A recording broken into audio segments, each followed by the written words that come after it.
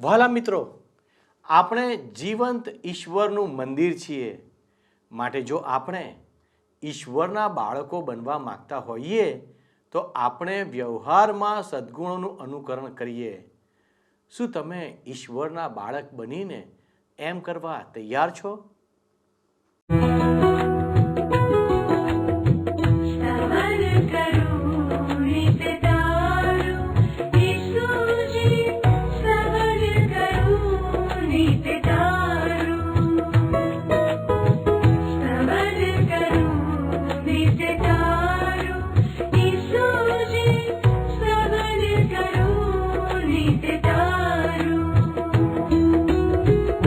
आज सवारे साध सुनी तऊ महिमा करूं प्रभु तारो, महिमा करूं प्रभु तारो, सवन करूं नित्य तारो.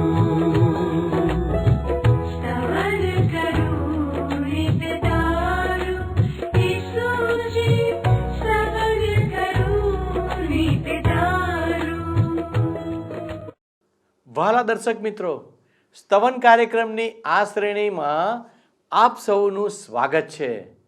ઈશ્વરે બાઇબલ દ્વારા માનવ સમાજને પોતાના શબ્દો કે વચનો કે વાણી પ્રગટ કરી છે. બાઇબલ એ ઈશ્વરનું પ્રગટીકરણ છે. ઈશ્વરમાં વિશ્વાસ કરનારાઓ માટે બાઇબલ સાચી ખાતરીઓ અને ઈશ્વરે આપેલા વચનોથી ભરેલું છે. જેમ જેમ આપણે તેમને ઓળખીએ છીએ તેમ તેમ જીવન વધુ સુખી બને છે. આપણને ઈશ્વરની કૃપા પ્રાપ્ત થયેલી છે. તેથી આપણે તેને નિરર્થક થવા દેવી ન જોઈએ. ઈશ્વરના સેવકના જીવનમાં શુદ્ધતા અત્યંત આવશ્યક અને મહત્વની બાબત છે. ઈશ્વર તેને મહત્વની ગણે છે. વહાલા દર્શક મિત્રો, સંકટ અને દુઃખો મધ્યે પણ આપણે ઈશ્વરનો ત્યાગ કરવાનો નથી અને ઈશ્વરના સેવકોને શોભે તે રીતે વર્તવાનું છે. ઈશ્વરના બાળકો તરીકે આપણે દુનિયાના ધારાધોરણો અને દુનિયાના રીત રિવાજોથી તદ્દન અલગ થઈને જીવવાનું છે.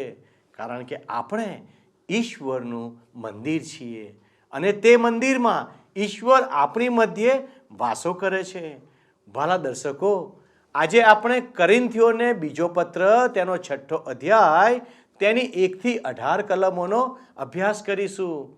વહાલાઓ, અહીં સંત પાઉલ યાદ અપાવે છે કે હમણાં જ ઈશ્વરની કૃપાનો સમય અને ઉદ્ધારનો દિવસ આવી ગયો છે. માટે આપણે સમયનો તાકીદ સદુપયોગ કરીએ. અહીં સંત પાઉલ સેવા કાર્યમાં આવતી વિવિધ મુશ્કેલીઓની યાદી આપે છે. આ બધા દુઃખો મધ્યે ઈશ્વરનું સામર્થ્ય પ્રાપ્ત કરીને તેનો સામનો કરવાનો પડકાર આપે છે. તો ચાલો દર્શકો, આપણે અભ્યાસમાં આગળ વધીએ. મારી સાથે સાથે કોરિન્થીઓને પ્રેષિત પાઉલે લખેલા બીજા પત્રના 6 અધ્યાયની 1 કલમ જોશો. અહીં પ્રેષિત પાઉલ કહે છે કે ઈશ્વરના સહકાર્યકર તરીકે કાર્ય કરતા અમે તમને આગ્રહપૂર્વક વિનંતી કરીએ છીએ. તમને ઈશ્વરની કૃપા પ્રાપ્ત થયેલી છે. તમારે તેને નિરર્થક થવા દેવી ન જોઈએ. અહીં ઈશ્વરના સહકાર્યકર એટલે કે સાથે મળીને કામ કરનાર ઈશ્વરના સેવકો. હવે ધર્મગુરુ અને ભક્તજનો વચ્ચે જે ભેદરેખા છે ને મિત્ર, એ ભૂસી નાખવાની જરૂર છે. ધર્મ સેવક, ધર્મગુરુ અને ભક્તજનો વચ્ચે કોઈ ભેદરેખા હોવી ના જોઈએ. કેટલાક લોકોને ઈશ્વરના વચનોનું શિક્ષણ આપવાની બક્ષિસ અથવા તો કૃપાદાન મળેલું છે, એ વાત સાચી. કેટલાકને ધર્મસેવક અથવા તો પાળક તરીકેનું કૃપાદાન મળેલું છે, તો બીજા કેટલાકને પ્રભુ ઈસુ ખ્રિસ્તના શુભ સંદેશનો પ્રચાર કરવાનું કૃપાદાન અથવા તો બક્ષિસ મળેલી છે. આ પ્રકારના લોકોને ભક્તજનોની હરોળમાં મૂકવામાં આવે છે. પરંતુ ઈશ્વરનો ઈસુ ખ્રિસ્તના શરીરરૂપી મંડળીના દરેક અવયવને ઈશ્વર તો કૃપાદાન કે બક્ષિસ આપે જ છે. ધર્મગુરુ, ધર્મસેવક અને ભક્તજનો વચ્ચે જે ભેદરેખા ચિત્રવામાં આવે છે ને, એ મિત્ર બિનજરૂરી છે. કારણ કે આપણે બધા જ ઈશ્વરના સહકાર્યકરો છીએ. એકબીજા સાથે મળીને કાર્ય કરનાર. ખેર, બીજી કલમ આગળ જોઈએ. ઈશ્વરનું કહેવું સાંભળો. તારા પર કૃપા દર્શાવવાને સમયે તારી વિનંતી સાંભળી અને તારા ઉદ્ધાર કરવાના દિવસે તને બચાવવાને માટે મેં મદદ કરી. તો સાંભળો, ઈશ્વરની કૃપા પ્રાપ્ત કરવાનો સમય આજ છે. આજે જ ઉદ્ધાર પામવાનો દિવસ છે. ઘણા બધા લોકો એવું કહે છે મિત્ર કે હમણાં તો હું પ્રભુ ઈસુ ખ્રિસ્તને શરણે નહીં આવું, હમણાં હું ઈસુ ખ્રિસ્ત સાથે નહીં જોડાઉં, ક્યારેક બીજા કોઈ સમયે હું એવું કરીશ, મને જરા વિચાર કરવા દો. અને એમ લોકો પોતાનો નિર્ણય મુલતવી રાખે છે. હું જાણતો નથી મિત્ર કે તમે કોણ છો અને ક્યાં છો, પરંતુ જો હજી પણ તમે તમારા દુષ્કર્મના બંધનોમાંથી, તમારા પાપોની શિક્ષામાંથી મુક્તિ પામ્યા નથી, હજી પણ પાપોની શિક્ષામાંથી તમારો ઉદ્ધાર થયો નથી, તો સાંભળો, ઈશ્વરનું તો વચન કહે છે કે ઈશ્વરની કૃપા પ્રાપ્ત કરવાનો સમય આજ છે. આજે જ તમારા દુષ્કર્મોના બંધનોમાંથી, તમારા પાપોની શિક્ષામાંથી ઉદ્ધાર પામવાનો દિવસ છે. એક કોલેજ કન્યા હતી, કોલેજમાં જતી હતી, યુવતી. 12મું ધોરણ પાસ કરીને એ પછી કોલેજમાં જવા લાગી અને સ્કૂલનું વાતાવરણ જુદું, કોલેજનું વાતાવરણ એ જુદું. કોલેજમાં પ્રવેશ મેળવ્યા બાદ જેમ જેમ દિવસો વીતતા ગયા તેમ તેમ એ કોલેજ જીવનના રંગે રંગાતી ગઈ અને પછી તો એનું જીવન જાણે કે ખરાબે ચડી ગયું. પણ એની સાથે અભ્યાસ કરનાર એના જ વર્ગની એક બીજી યુવતી હતી. એણે આ યુવતીને પ્રભુ ઈસુ ખ્રિસ્તનો શુભ સંદેશ આપ્યો. પણ એ યુવતીએ એને કહ્યું કે હું પ્રભુ ઈસુ ખ્રિસ્તનો સ્વીકાર જરૂર કરીશ, જરૂર હું પ્રભુ ઈસુ ખ્રિસ્તને શરણે આવીશ, પણ આજે નહીં, ક્યારેક કરીશ. અને કેટલી ભયંકર બાબત બની એ યુવતીના જીવનમાં. બીજે દિવસે એ સિનેમા જોવા ગઈ, થિયેટરમાં. રસ્તામાં એ સ્કૂટી લઈને જતી હતી, એક્સિડન્ટ થયો, સ્કૂટી સદંતર ભાગી ગયો અને ત્યાં જ એ જ પડે એ યુવતીનું પ્રાણ પંખેરું ઉડી ગયું. એના જીવનમાં કાલ કદી આવી નહીં. એ કહેતી હતી હું ક્યારેક આવતીકાલે ક્યારેક પ્રભુ ઈસુ ખ્રિસ્તને શરણે આવીશ. એ કાલ એના જીવનમાં ક્યારેય ન આવી મિત્ર. ઈશ્વરનો વચન તો કહે છે, આપણે વાંચ્યું એ પ્રમાણે, ઉદ્ધાર પામવાનો, મુક્તિ પ્રાપ્ત કરવાનો આ જ સમય છે. તમે પણ મિત્ર જો તમારા દુષ્કર્મોના બંધનોમાંથી, તમારા પાપોની શિક્ષામાંથી મુક્તિ પ્રાપ્ત કરી નથી, તો ઈશ્વરનું વચન તમને કહે છે કે આ જ સમય, તમારા ઘડિયાળમાં જેટલા અત્યારે વાગતા હોય એ જ સમય તમારા માટે મુક્તિ પ્રાપ્ત કરવાનો સમય છે. શક્ય છે કદાચ તમારા જીવનમાં આવતીકાલ ના આવે. ખેર, આગળ વધીએ. ત્રીજી કલમ જોઈએ. અમારા કાર્યમાં કોઈ દોષ કાઢે એવું અમે ઈચ્છતા નથી, તેથી કોઈના માર્ગમાં અડચણો ઊભી કરવાનો પ્રયત્ન અમે કરતા નથી. હવે મિત્ર, આપણે અંગત વર્તણૂક માટે બહુ જ કાળજી રાખવાની જરૂર હોય છે. કોઈ પણ બાબતમાં આપણે કોઈનો ગુનો ના કરી શકીએ. કોઈ પણ બાબતમાં કોઈનો પણ આપણે ગુનો ના કરી શકીએ. કોઈના માર્ગમાં આપણે અડચણ ઊભી કરી ના શકીએ. હવે અહીંયા ગુનો અથવા તો અડચણ એટલે કોઈને મનદુખ થાય, કોઈની લાગણી દુભાય, એવો અર્થ નથી થતો. એક વખત હું એક રેસ્ટોરન્ટમાં નાસ્તો કરવા ગયો હતો. ત્યાં ખૂબ સરસ નાસ્તો મળતો હતો. એ રેસ્ટોરન્ટ પ્રખ્યાત હતી. હવે એ રેસ્ટોરાંમાં એક બોર્ડ લટકતું હતું જેમાં લખવામાં આવ્યું હતું કે અમે બધાને તો સંતોષ આપી શકતા નથી, પણ અમે પ્રયત્ન કરીએ છીએ. એમ ઈશ્વરના સહકાર્યકર તરીકે કામ કરતા બધાને સંતોષ આપી શકાય નહીં, પરંતુ એ માટે પ્રયત્ન તો જરૂર થઈ શકે ને. કોઈના માર્ગમાં અડચણ ઊભી ના કરવી, એનો અર્થ એ થાય કે આપણે એ રીતે જીવવું જોઈએ જેથી કોઈ આપણી તરફ આંગળી ચીધીને એમ ના કહી શકે કે પેલા માણસના જીવનને લીધે મારો ઉદ્ધાર થવાનો, મારી મુક્તિ પામવાનો જે તક હતી એ જતી રહી. આ પેલા માણસના જીવનને લીધે એનો ઉદ્ધાર થવાનો, મુક્તિ પામવાનો જે દાવો કરે છે એ એના પર મને ભરોસો નથી. કરંતવાસીને લખેલો બીજો પત્ર, 6ઠ્ઠો અધ્યાય, 4થી કલમ. શું કહે છે? પણ અમે જે કંઈ કરીએ છીએ તેમાં ઘણીવાર ધીરજથી અડચણો, મુશ્કેલીઓ અને સંકટો સહન કરીને અમે ઈશ્વરના સેવકો છીએ તેવું દર્શાવીએ છીએ. ધીરજથી. તમે જુઓ મિત્ર, આ યાદીમાં ધીરજ સૌ પ્રથમ સ્થાને છે. મને તો મિત્ર એમ જ લાગે છે કે હું પહેલા બોલે જ ક્લીન બોલ્ડ થઈ ગયો ના હોઉં. પ્રમાણિકતાથી મિત્ર હું કબૂલ કરું તો મારી ધીરજ બહુ ઝડપથી ખૂટી જાય છે, બહુ ઝડપથી ખૂટી જાય છે. પણ ઈશ્વરનું વચન કહે છે ધીરજથી. હવે આગળ 5મી કલમ જુઓ. અમને માર પડ્યો છે, જેલમાં પૂરવામાં આવ્યા છે, ટોળાના હુમલાનો ભોગ બન્યા છીએ, અમારી પાસે વૈતરું કરાવવામાં આવ્યું છે. અમને માર પડ્યો છે. હવે આ પ્રેષિત પાઉલને જે માર પડ્યો હતો એવા શારીરિક મારનો આપણામાંથી તો બહુ ઓછા લોકોએ અનુભવ કર્યો હશે મિત્ર. પાઉલને એક લાકડીથી 40 ફટકા મારવામાં આવતા, 40 કોરડાથી તેને ફટકારવામાં આવતો. પાઉલે તેના સેવા કાર્ય દરમિયાન બીજી જે બાબતો સહન કરવી પડી એ દર્શાવે છે અહીંયા આ કલમો. આજના સમયમાં તો બહુ ઓછા લોકોને આવી બાબતોમાંથી પસાર થવું પડે છે. જેલ, ટોળાના હુમલા, વૈતરું વગેરે વગેરે. એનાથી પાઉલ પૂરેપૂરો માહિતગાર હતો. હવે આગળ જુઓ 6 અને 7 કલમમાં એ શું કહે છે? અમારી શુદ્ધતા, જ્ઞાન, ધીરજ અને માયાળુપણાથી અમે પોતાને ઈશ્વરના સેવકો તરીકે જાહેર કર્યા છે. અમે એ કાર્ય પવિત્ર આત્મા દ્વારા સાચા પ્રેમથી, સત્યના અમારા સંદેશાથી અને શું કહે છે? ઈશ્વરના સામર્થ્ય દ્વારા કર્યું છે. શુદ્ધતા પહેલો જ શબ્દ છે 6ઠ્ઠી કલમમાં, અમારી શુદ્ધતા. મારી વાત માનો મિત્ર, ઈશ્વરનો સેવક એના જીવનમાં શુદ્ધ હોય એ અત્યંત આવશ્યક અને મહત્વની બાબત છે. આજે શુદ્ધતાનો અભાવ ઈશ્વરના સેવા કાર્યને નુકસાન કરનાર અને અવરોધનાર એવી એક બાબત છે. ઈશ્વરનો કોઈ એક સેવક સડેલા ઈંડા જેવો નીવડે એ કેટલી ખતરનાક બાબત છે. અનૈતિક અને ભ્રષ્ટ નીકળે એ અત્યંત ખતરનાક બાબત છે. શુદ્ધતા માનવ જીવનમાં બહુ જ અગત્યની છે અને ઈશ્વર તેને મહત્વની ગણે છે. અને એ પછી 6ઠ્ઠી કલમમાં જ્ઞાન શબ્દ આવે છે. જોયું તમે? જ્ઞાન. ઈશ્વરના સેવક માટે જ્ઞાન માત્ર ઈશ્વરના વચનોનું જ જરૂરી છે એવું નથી. ઈશ્વરના સેવકને વર્તમાન સમયની પણ જાણ હોવી જોઈએ. હવે 6ઠ્ઠી કલમમાં ફરીથી ધીરજ શબ્દ વપરાયો છે. જુઓ તમે, ધીરજ જરૂરી છે, બહુ જરૂરી છે ધીરજ. અને એ પછીનો શબ્દ કયો છે? માયાળુપણું. ભક્તજનોને અનુકંપાથી ભરપૂર, બિલકુલ નમ્ર, માયાળુ અને તેમનામાં રસ ધરાવનાર ધર્મસેવકની જરૂર હોય છે. એ પછીનો શબ્દ જુઓ, પવિત્ર આત્મા દ્વારા. પવિત્ર ઈશ્વર પવિત્ર આત્માના માર્ગદર્શન અને દોરવણી વગર જે ધર્મસેવક ઉપદેશ આપવાનો પ્રયત્ન કરે છે તેના પર દયા કરો, દયા કરો. મને મિત્ર બીજી કોઈ પણ બાબત કરતા આ બાબતની વધારે કાળજી છે. કોઈ પણ સ્થળે ઉપદેશ આપતા પહેલા ઈશ્વરને મનોમન મારી એ જ પ્રાર્થના હોય છે કે હે ઈશ્વર પિતા, હે ઈશ્વર પિતા, પવિત્ર આત્માના સામર્થ્યમાં ઉપદેશ કરવા માટે મારી સહાય કરો.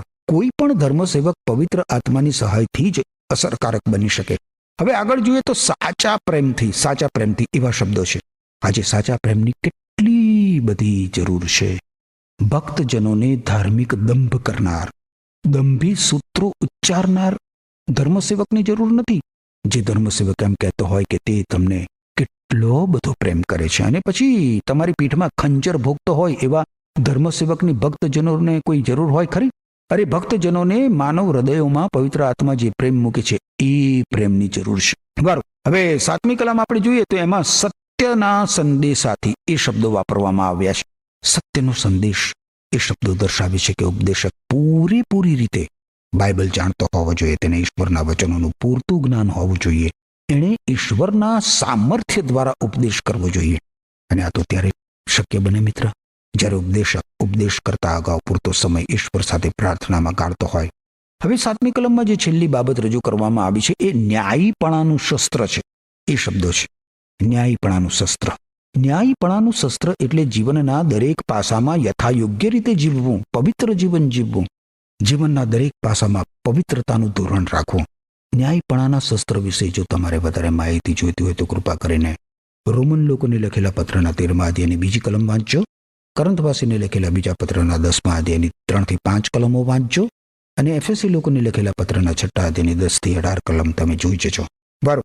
હવે આપણે કરંથવાસીને લખેલા બીજા પત્રના 6ઠ્ઠા અધ્યાયમાં આગળ વધીએ અને ઈશ્વરના માણસની 9 લાક્ષણિકતાઓ પ્રેષિત પાઉલ રજૂ કરે છે એ આપણે જોઈએ.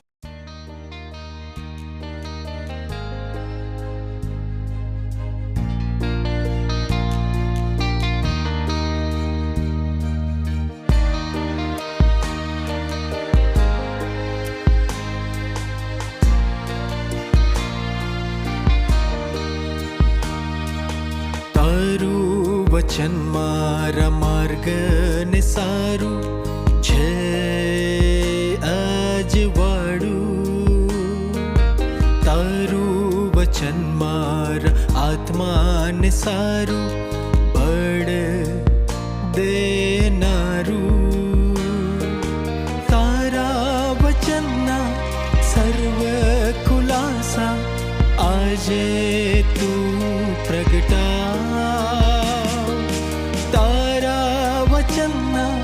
સર્વ મર્મોને આજે તું સમજા. તારું વચન બતાવ.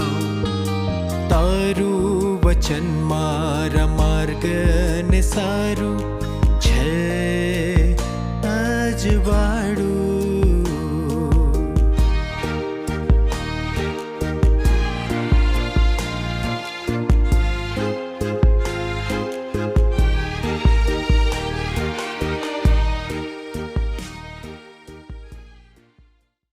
મારી સાથે સાથે જુઓ કરંથવાસીને લખેલો બીજો પત્ર 6 અધ્યાય 8 થી 10 કલમ શું કહે છે? અમને માન મળ્યું ને નિંદા પણ થઈ, અમારું અપમાન થયું ને વખાણ પણ થયા. જૂઠા ગણવામાં આવ્યા હોવા છતાં અમે સત્ય બોલીએ છીએ.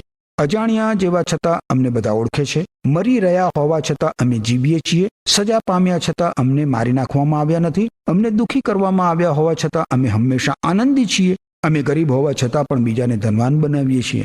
અમારી પાસે કંઈ જ નથી છતાં અમારી પાસે બધું જ છે. ઓહો, માન અને અપમાન. કેટલાક લોકોને ઈશ્વરનો સંદેશ ગમે તો કેટલાક એના પ્રત્યે અણગમો વ્યક્ત કરે. વખાણ થયા અને જુઠ્ઠા ગણવામાં આવ્યા. કેટલાક લોકો ઈશ્વરના સેવકોની નિંદા કરે, જુઠ્ઠી વાતો ફેલાવે, છતાં ઈશ્વરના સેવકે ઈશ્વરની સેવા ચાલુ જ રાખવાની હોય છે. ઘણીવાર વખાણ એ ટીકા કરતા વધારે નુકસાનકારક નીવડતી હોય છે. મિત્ર, ટીકા કરતા વખાણ ઘણીવાર વધારે નુકસાનકારક નીવડતું હોય છે. પ્રેષિત પાઉલ આગળ શું કહે છે? કહે છે કે જુઠ્ઠા ગણવામાં આવ્યા હોવા છતાં અમે સત્ય બોલીએ છીએ. અમે ઈશ્વરના સત્ય વચનો પ્રગટ કરીએ છીએ. અજાણ્યા છતાં અમને બધા ઓળખે છે. ઈશ્વરનો સેવક દુનિયામાં બહુ જાણીતો ના હોય, પરંતુ મિત્ર, ઈશ્વર તો એને ઓળખે છે ને. મરી રહ્યા હોવા છતાં અમે જીવીએ છીએ. આ પ્રેષિત પાઉલે મૃત્યુનું સ્થાન ધારણ કર્યું હતું, પરંતુ પ્રભુ ઈસુ ખ્રિસ્તમાં એને જીવન હતું. સજા પામ્યા છતાં મારી નાખવામાં આવ્યા નથી. ઘણી બધી વાર મિત્ર, પાઉલ ઉપર અત્યાચાર ગુજારવામાં આવ્યો હતો અને એમ છતાં એ જીવતો રહ્યો. દુઃખી કરવામાં આવ્યા છતાં અમે હંમેશા આનંદિત છીએ. લોકોના પાપોને કારણે દુઃખ. લોકો પ્રભુ ઈસુ ખ્રિસ્તના શુભ સંદેશને જાકારો આપતા હતા, તેથી દુઃખ થતું હતું, અને એમ છતાં પાઉલ પ્રભુ ઈસુ ખ્રિસ્તમાં આનંદ કરતો હતો. એ કહે છે કે ગરીબ હોવા છતાં બીજાને ધનવાન બનાવીએ છીએ. ઈશ્વરના સેવકોએ ઈશ્વરની સેવા દ્વારા શ્રીમંત બનવાની ઈચ્છા સેવવાની નથી. અહીં પ્રેષિત પાઉલ કહે છે કે અમારી પાસે કંઈ નથી છતાં અમારી પાસે બધું જ છે. યાદ રાખો મિત્ર, જેની પાસે પ્રભુ ઈસુ ખ્રિસ્ત છે એની પાસે ભલે બીજું કંઈ જ ના હોય, એમ છતાં એની પાસે બધું જ છે, સર્વસ્વ છે. હું માનું છું મિત્ર કે તમારી પાસે પ્રભુ ઈસુ ખ્રિસ્ત છે. જો ના હોય તો આજે જ પ્રભુ ઈસુ ખ્રિસ્તને શરણે આવીને તેમને તમે પ્રાપ્ત કરી લો. ખેર, આપણે આગળ વધીએ. 6 અધ્યાયમાં 11 થી 13 કલમો જોઈએ. અહીં પ્રેષિત પાઉલ કહે છે કે કોરિન્થના ભાઈઓ, અમે પ્રમાણિકતાથી અને અમારા દિલ ખોલીને વાત કરીએ છીએ. અમારા હૃદયો તમારી તરફ પણ બંધ કર્યા નથી, છતાં તમે તમારા હૃદયો અમારા તરફ બંધ કર્યા છે. તમે મારા બાળકો હો તે રીતે હવે હું વાત કરું છું. અમને તમારે માટે જે લાગણી છે તેવી જ લાગણી તમે અમારા પ્રત્યે પણ દર્શાવો. તમારા દિલ અમારી આગળ ખુલ્લા કરો. આ પ્રેષિત પાઉલ મહાન પ્રેમથી ભરેલું પોતાનું હૃદય ખોલી નાખે છે અને તેને પ્રેમ કરનાર લોકોના હૃદયોને હચમચાવી નાખે છે. રસપ્રદ બાબત તો એ છે કે ઈશ્વરનો બહિષ્કાર કરનાર, ઈશ્વરને અને ઈશ્વરના વચનોને ધિક્કારનાર લોકોના હૃદયો પણ પ્રેષિત પાઉલે હચમચાવી નાખ્યા. એ લોકો ઈશ્વરને અને ઈશ્વરના વચનોને પ્રેમ કરનાર લોકોને ઈજા પહોંચાડતા હતા. ઈશ્વરને પક્ષે ઉભા રહેવામાં કિંમત તો ચૂકવવી જ પડે ને, પણ એનો આનંદ તો કંઈ અનેરો જ હોય છે. હવે મિત્ર, આપણે બહુ જ અગત્યના શાસ્ત્ર ભાગમાં આવીએ છીએ. પ્રેષિત પાઉલ એમાં જે કહે છે એ એવા માણસના કોમળ હૃદયમાંથી નીકળે છે જે કોરિન્થ શહેરના વિશ્વાસીઓ માટે મહાન કાળજી ધરાવતું હૃદય હતું, અને એના કારણે લગભગ ભંગિત થઈ ગયેલું હૃદય હતું. 14મી કલમ જોશો, અન્ય ધર્મી અસરોની વિરુદ્ધ ચેતવણી. એ શીર્ષકને 14મી કલમમાં પ્રેષિત પાઉલ કહે છે કે અન્ય ધર્મી સાથે તેમના જેવા બની કાર્ય કરવાનો પ્રયત્ન ન કરો, કારણ તેમ કરી શકાય જ નહીં. જૂઠ અને સત્ય એકબીજાના સાથીદાર શી રીતે બની શકે? પ્રકાશ અને અંધકાર એક સાથે કેવી રીતે રહી શકે? ઈસુ ખ્રિસ્ત અને શૈતાન કેવી રીતે સહમત થાય? પ્રેષિત પાઉલ અહીંયા કોરિન્થ શહેરના વિશ્વાસીઓને મૂર્તિ પૂજા સાથે પૂરેપૂરો છેડો ફાડી નાખવાની અપીલ કરે છે. એ લોકોએ દેહના પાપ સાથે પૂરેપૂરો છેડો ફાડી નાખવાનો છે. દુનિયાના ધારાધોરણો અને દુનિયાના રીત રિવાજોથી તેમણે તદ્દન અલગ થઈ જવાનું છે. વિશ્વાસી દુનિયાવી રહી ના શકે, ઐહિક રહી ના શકે. 15મી કલમમાં એ શું કહે છે જુઓ, વિશ્વાસી અને અવિશ્વાસીને શું લાગે વળગે? હું મિત્ર અવિશ્વાસી લોકો સાથે કોઈ લાગભાગ રાખતો નથી કે તેમની સાથે કાયમી ધોરણે કોઈ જોડાણ કરતો નથી. જો કે અવિશ્વાસી મિત્રો વિશ્વાસી બને તે માટે હું તેમની સાથે સંબંધ રાખું છું અને તેમને પ્રભુ ઈસુ ખ્રિસ્તનો શુભ સંદેશ આપું છું અને એમના માટે પ્રાર્થના કરું છું.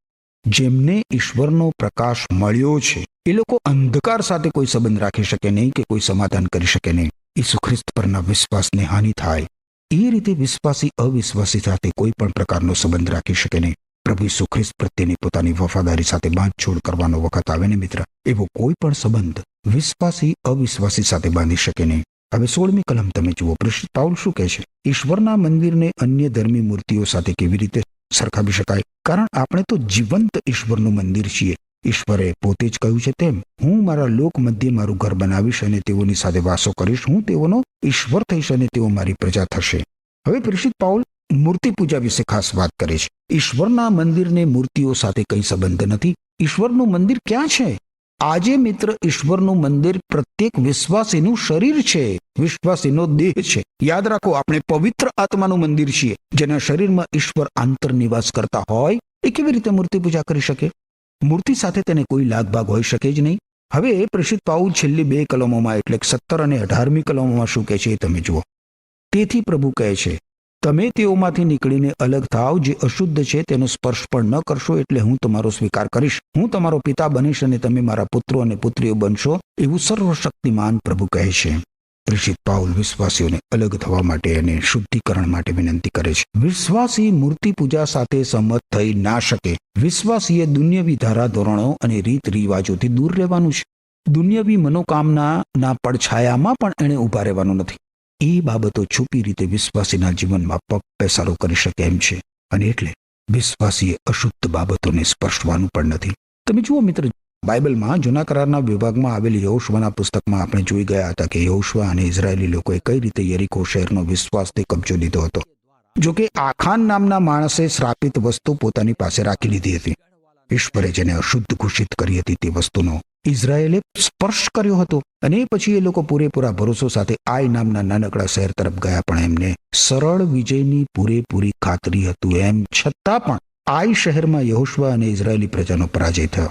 યાદ રાખો મિત્ર, ઈશ્વર દુન્યવી ધારાધોરણો અને રીત રિવાજોથી દૂર રહેવાનું કહે છે, અને અશુદ્ધ બાબતોથી દૂર રહેવાનું કહે છે. ઘણા વિશ્વાસીઓ પોતાને અલગ કરાયેલા માને છે. તેઓ આ નથી કરતા અને તે નથી કરતા, અને એમ છતાં એ લોકો એકબીજા વિશે એવી ગપસપ કરે છે અને એવી ગંદી જબાન ધરાવે છે કે તેમને એ પણ ખબર નથી હોતી કે તેમનું આવું આચરણ દુનિયાવી છે અને અશુદ્ધ છે. દુનિયાના વાઘા પહેર્યા છતાં તેઓ પોતાને દુનિયાથી અલગ માને છે. હું કોઈનો ન્યાય નથી કરતો, અને આપણે કોઈનો ન્યાય કરી શકીએ પણ નહીં, પરંતુ આ વાતની રજૂઆત હું એટલા માટે કરું છું કારણ કે વિશ્વાસીએ ખાસ કાળજી રાખવાની જરૂર હોય છે. ઈશ્વર વિશે તો વાતો કરવી બહુ સહેલી છે મિત્ર. ઈસુ ખ્રિસ્ત મુક્તિદાતા છે એવો દાવો કરવો બહુ સરળ છે. આપણે ઈશ્વરને પ્રેમ કરીએ છીએ, ચાહીએ છીએ એમ કહેવું સહેલું છે. આપણે ઈશ્વર માટે અલગ કરાયેલા છે એવું માનવું સરળ છે. આપણે ધાર્મિક છીએ એવું કહેવું બહુ સહેલું છે. અને એમ છતાં વાસ્તવિકતામાં દુનિયાથી ઈશ્વર માટે અલગ ના પણ થયા હોઈએ. આપણે દુનિયાથી અલગ થવું એ પાપાચારમાં રાચતા માનવીઓથી દૂર રહેવા કરતા અધિક બાબત છે મિત્ર. દુનિયાથી અલગ થવું એટલે ઈશ્વરની નજીક રહેવું. દુનિયાથી અલગ થવું એ પાપ કરવા પ્રેરનાર મોજ મજાથી આગળ વધીને આપણે કઈ રીતે આપણો સમય અને આપણા નાણાં ખર્ચીએ છીએ એ બાબતને સ્પર્શે છે. પાપની અસરોથી પૂરેપૂરા બચવું તો અઘરું છે, છતાં આપણે આપણી આસપાસના પાપનો સામનો કરતા રહેવું જ જોઈએ, પીછેહટ કર્યા વગર કે ઘૂંટણો ટેકવ્યા વગર. યાદ રાખો મિત્ર, જે કંઈ અશુદ્ધ છે એનો સ્પર્શ ના કરશો એવું ઈશ્વર કહે છે. તમે ખરેખર વિશ્વાસી બનવા ના માંગતા હો તો ના બનશો, કોઈ વાંધો નથી. ઈસુ ખ્રિસ્ત તમને સંતોષ આપતા ના હોય તો કહેશો નહીં કે ઈસુ ખ્રિસ્ત તમને સંતોષ આપે છે. 18મી કલમમાં ઈશ્વર કેવા ગૌરવી વરદાનની વાત કરે છે. જુઓ, હું તમારો પિતા થઈશ, ઈશ્વર આ પ્રમાણે કહે છે, અને તમે મારા પુત્રો અને પુત્રીઓ બનશો, એવું સર્વશક્તિમાન પ્રભુ કહે છે. હા હા હા હા, વિચાર કરો મિત્ર. સર્વશક્તિમાન ઈશ્વર આપણા પિતા બનવાનું અને આપણને તેમના સંતાનો બનવાનું વચન આપે છે. તમે મિત્ર જો પ્રભુ ઈસુ ખ્રિસ્ત પર વિશ્વાસ કર્યો છે તે ઈશ્વર હંમેશા તમારા પિતા છે, એ ભૂલશો નહીં.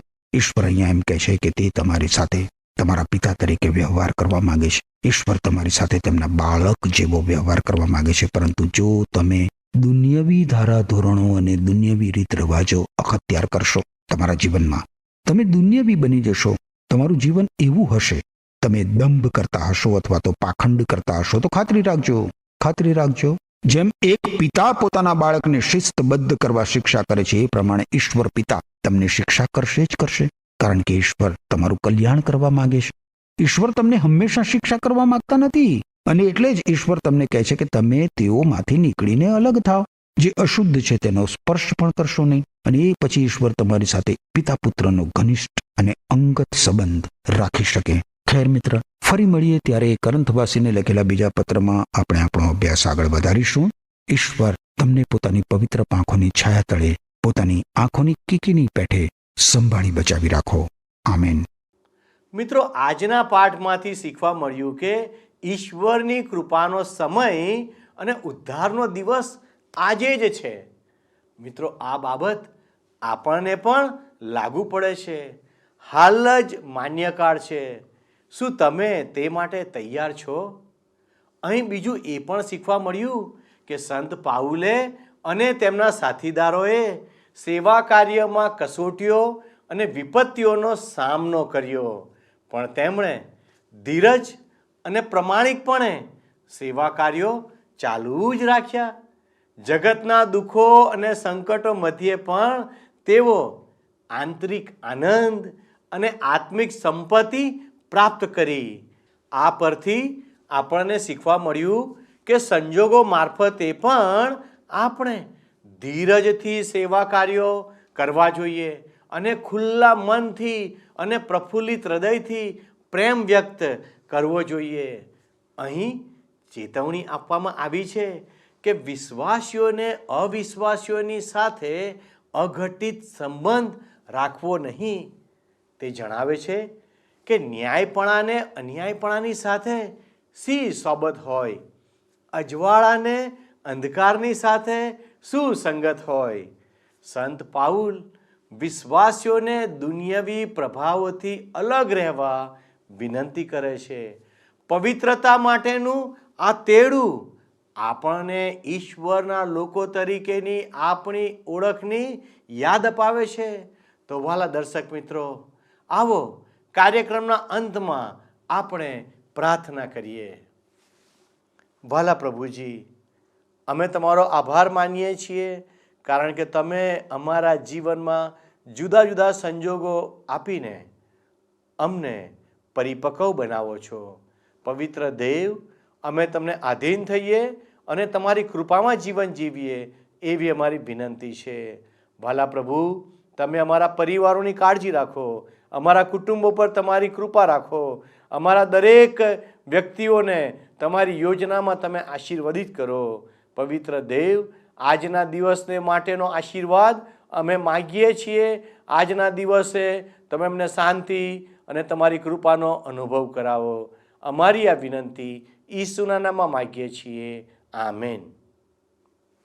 વહાલા દર્શક મિત્રો, અમને આશા છે કે અમારો કાર્યક્રમ આપને ગમ્યો હશે. આપના પ્રતિભાવો અમારા માટે મૂલ્યવાન છે.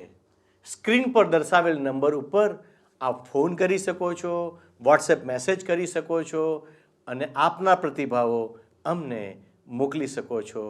ઈશ્વર આજનો આશીર્વાદ આપ સર્વને આપો. આમેન.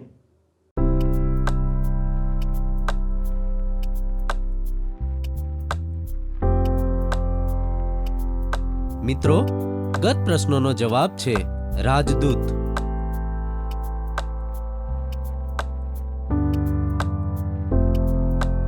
આજનો પ્રશ્ન છે, ઈશ્વરના સેવકના જીવનમાં કઈ અત્યંત આવશ્યક અને મહત્વની બાબત છે?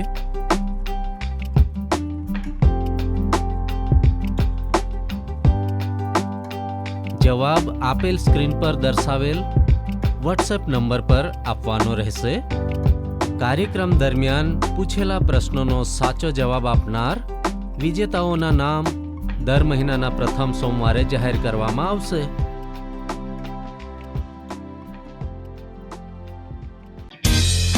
શું તમને આ કાર્યક્રમ ગમ્યો? અત્યારે જ અમને મિસ કોલ કરો.